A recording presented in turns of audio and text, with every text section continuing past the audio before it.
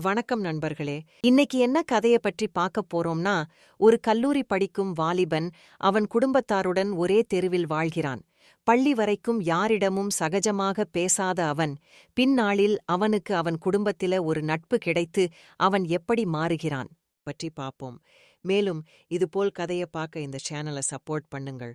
அப்புறம் வேற ஒரு சேனலோட லிங்க் டிஸ்கிரிப்ஷன்ல தரேன், அதையும் சப்போர்ட் பண்ணுங்க. இந்த கதை உங்களுக்கு பிடித்திருந்தால் லைக் அப்புறம் சப்ஸ்கிரைப் பண்ணுங்கள். சரி, நாம் நம் கதைக்குள் செல்வோம்.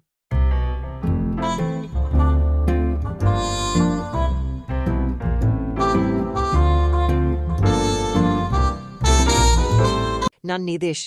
20 வயசு ஆகிறது. என் குடும்பத்தில் நான், எங்க அம்மா, அப்பா. அப்பா வேலை விஷயமா அடிக்கடி வெளியே போயிடுவாரு. அம்மா ஹவுஸ் ஒய்ஃப். நான் காலேஜ் 2ஆம் ஆண்டு படித்து வருகிறேன். நாங்கள் ஒரே தெருவில் ஒரு பெரிய குடும்பம். பக்கத்து வீட்டில எங்க அத்தை, மாமா, 2 பசங்க. முதலில் நான் அத்தை வீட்டுக்கு அவ்வளோ போக மாட்டேன். ஸ்கூல் டைம்ல எங்க அம்மா அப்பா வெளியே ஊருக்கு போனா என்னையும் கூட்டி போவாங்க. ஆனா 12ஆம் வகுப்பு படிக்கும்போது அவங்க வெளியே எங்கேயாவது போகணும்னா என்ன அத்தை வீட்ல விட்டு போயிடுவாங்க. ஆரம்பத்துல எனக்கு அங்க இருக்க பிடிக்கல. அப்புறம் போக போக அவங்க கூட நல்ல பழகி எனக்கு நல்ல ஃப்ரெண்ட் போல ஆக்கிட்டாங்க. நானும் அவங்க கிட்ட அன்பா நடந்துக்கிட்டேன். எனக்கு அது சந்தோஷமா இருந்தது. அப்படி போய்க் கொண்டிருக்க ஒரு நாள் ஒரு உதவி பண்ண அவ வீட்டுக்கு கூப்பிட்டா நானும் போனேன். நான் அவளை தேடி பார்த்தேன் இல்லை. அவள் மொட்டை மாடியிலிருந்து இறங்கி வந்தாள். எங்க அத்தை பேர் தன்னு. அவள் வந்ததும் வாடா வந்து இந்த அட்டை பெட்டி சில பாத்திரங்களை பரணில் வைக்க சொன்னாள். நானும் அவள் சொன்னதை செஞ்சேன். இருவரும் சேர்ந்து வைத்தோம். எல்லா வேலையும் முடிந்த பிறகு கிளம்புறேன் என்று சொல்ல, அவள் இருடா ஜூஸ் குடிச்சிட்டு போ என்றாள். நான் வேண்டா என்று சொல்ல, அவள் அதை கேட்காம ஜூஸ் போட கிச்சன் போனா. பின் ஜூஸ் குடித்துவிட்டு கிளம்பி போனேன். நான் அடிக்கடி அவள் வீட்டிற்கு செல்ல ஆரம்பித்தேன். பெரும்பாலான நாட்களில் போர் அடிக்கும்போது எல்லாம் எனக்கு நண்பர்கள் இல்லாத காரணத்தால் அவள் வீட்டுக்கு சென்று அவளுடன் நேரத்தை செலவிட ஆரம்பித்தேன். பகலில் மாமா வேலைக்கு செல்ல அத்தை மட்டும் தனியாக இருப்பாள். அவள் கணவர் அரசு அதிகாரி, குழந்தைகள் பள்ளிக்குச் செல்வதால் பெரும்பாலான நாட்களில் அவள் தனியாக இருப்பாள். எனக்கு ஈவினிங் சில ஒர்க் இருப்பதால் அவளை பகலில் மட்டும்தான் பார்ப்பேன். அவள் டைலர் கடை வைத்திருக்கிறாள்.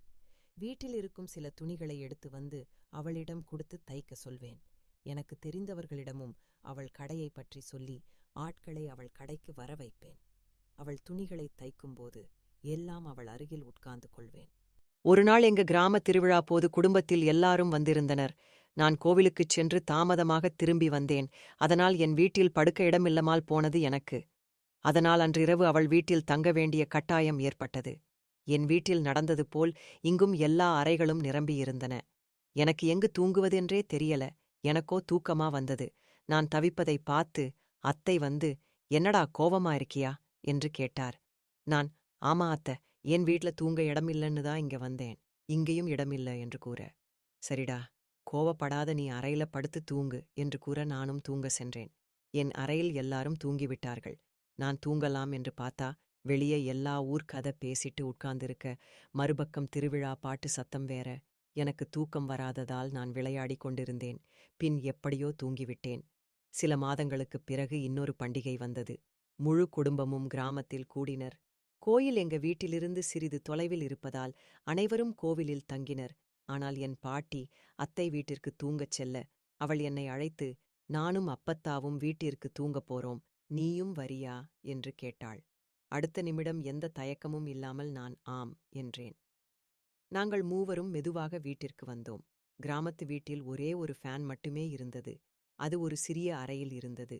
அது வெயில் காலம் என்பதால் அனல் தாங்க முடியாது. பாட்டிக்கு ஃபேன் இல்லாமல் கூட தூங்குவான். அதனால் பாட்டி ஹாலில் தூங்கினார். அத்தை நாம் இருவரும் பேன் கீழ் தூங்கலாம் என்று சொன்னாள். நான் சரி என்றேன். நான் கொஞ்சம் வெளியே சென்று திரும்பி வந்து வீட்டின் முன் கதவை லாக் பண்ணி தூங்க சென்றேன். வழக்கம் போல் தூக்கம் வராமல் இருக்க, தூக்கம் வர வரைக்கும் சும்மா மேலா விளையாடலாம்னு பார்த்தேன். சோ அத்தையை எழுப்பின. அவ எழுந்துள்ளக்கல சரின்னு நான் விளையாட ஸ்டார்ட் பண்ணேன். நான் விளையாடும் சத்தம் கேட்டு அவ எழுந்துக்க, என்ன பண்றேன்னு கேட்டா. நான் விளையாடிட்டு இருக்கேன் என்று சொல்ல, அவ என்னடா சொல்ற என்று கேட்க, நான் அவ சொன்னது எதுவும் கேட்காம விளையாடி கொண்டு இருக்க. அவ கோவத்துல இப்போ இதை நிறுத்திட்டு தூங்க போறியா இல்லையான்னு சொல்ல, அவ வேண்டாம் போதும் இப்பவாது போய் தூங்கு என்று கூற, நான் சரின்னு அவ வார்த்தைக்கு மதிப்பு கொடுத்து தூங்க சென்றேன். மறுநாள் காலை கோவில் திருவிழா எல்லாம் முடிந்து வீடு திரும்பிய பின் நான் அவ வீட்டுக்கு செல்ல அவ என் கூட பேசாம வீட்டு வேலை செஞ்சிட்டு இருக்கா. நான் ஏன்னு கேட்க அவ என்னிட்ட கோவப்பட்டு, நீதான் நான் சொல்றத கேட்காம உன் இஷ்டத்துக்கு எல்லாம் பண்றியே, நான் அன்னைக்கு வேண்டாம் போய் தூங்குன்னு சொல்லியும் நீ அதை கேட்காம விளையாடிட்டு இருக்க, இப்ப மட்டும் எதுக்கு வந்த என்று சொல்ல, நான் அத்தையிடம் சாரி அத்தை, இனிமே அப்படி பண்ண மாட்டேன், நீங்க சொல்றது எல்லாம் நான் கேட்பேன், நீங்களே என்கிட்ட கோவப்பட்டா நான் எங்க போறது என்று கூற, சரிரு நான் போய் மிளகாவ மாடியில வச்சிட்டு வரேன் என்று சொல்லி அவள் சென்றாள்.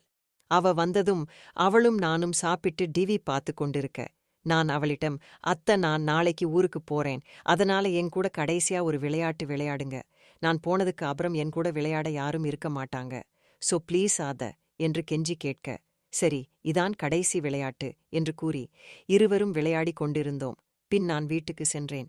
நானும் காலேஜ் சென்று விட்டேன். இந்த கதை உங்களுக்கு பிடித்திருக்கும் என்று நம்புகிறேன். அப்படி பிடித்திருந்தால் லைக் பண்ணுங்கள். மேலும் இந்த சேனலை சப்போர்ட் செய்யுங்கள். நன்றி.